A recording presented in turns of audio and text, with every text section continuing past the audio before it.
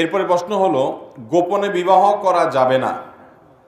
দ্বিতীয় বিবাহ বর্তমানে সমাজের অবস্থা ভালো না, ফিতনার কারণে গোপনে করা যাবে কিনা। কোনো বেচারা দ্বিতীয় বিয়ে করার দরকার হচ্ছে হয়তো বা, আবার এদিকে মায়েরও ভয় আছে, বউ দৌড়ানি খাইতে হবে, এখন কি করবে বেচারা। দরকারি প্রশ্ন তার জন্য। ভাই, শরীয়তে গোপনে বিয়ে আসলে শরীয়ত চায় না, শরীয়তের মেজাজ না।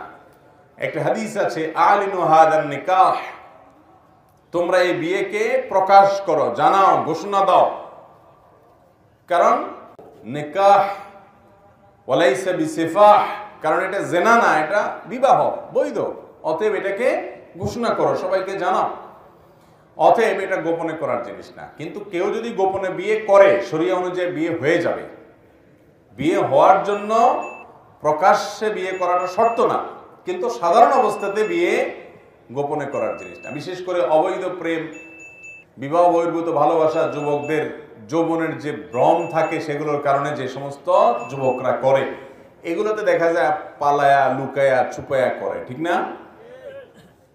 কিরে ভাই, চুরিদারই না মানুষ লুকায়া করে, ভালো কাজ লুকায়া করে মানুষ?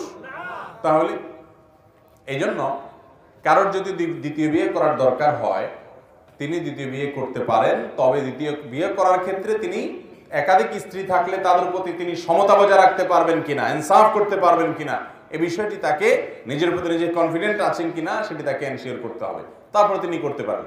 যদি কোনো কারণে, ফিতনার কারণে তিনি গোপনে করেন, তারপরেও তার বিয়ে হয়ে যাবে। শরীয়ত অনুযায়ী বিয়ে হওয়ার ক্ষেত্রে এটা কোনো বাধা